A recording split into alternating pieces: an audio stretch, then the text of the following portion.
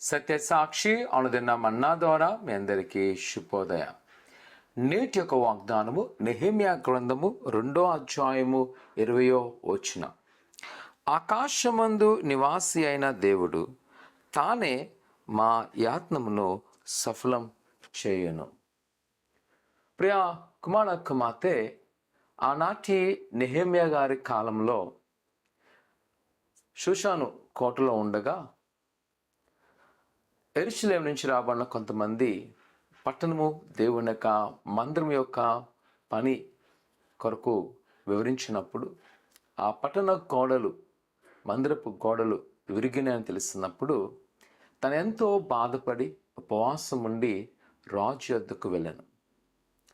ఆ తదుపరి అంటున్న మాట, దేవుడు మా ప్రయత్నమును సఫలం చేయను. కానీ ఆ యెరూషలేము వెళ్ళి అక్కడ స్థానికుల ద్వారా అనేకమైన సవాళ్ళను ఎదుర్కొని, అవరోధాలను ఎదుర్కొని దేవుని యొక్క మందిర గోడలను నిర్మించాను.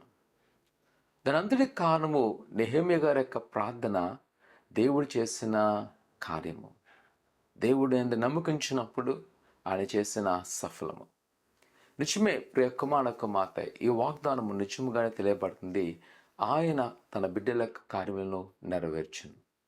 ఈ ఉదయకాల సమయంలో ఒకవేళ నువ్వు వ్యాధులతో ఉన్నావేమో, నువ్వు వెళ్ళబోయే పని అవుతాదా అవదను అనుకున్నావేమో, భయపడక ప్రభుతో ప్రార్థన చేసుకొని వెళ్ళు.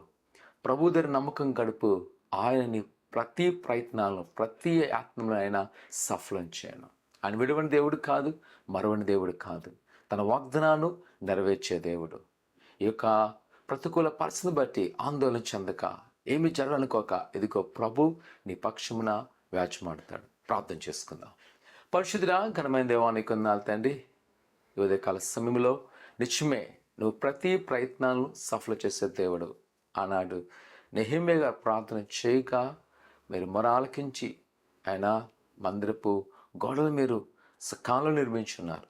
అటు విధంగానే నీ బిడ్డల ప్రయత్నాలు సఫలం చేయండి. వారికి నా కుదురు తీసివేయండి. ఆటంకాలు తొలగించి నీ కృపాక్షను నింపి బలపరచమని యేసునామమున తండ్రి, ఆమేన్. ప్రభువునందు నమ్మకించండి. ఆయన నీ ప్రయత్నం సఫలం చేయను గాక. ఆమేన్.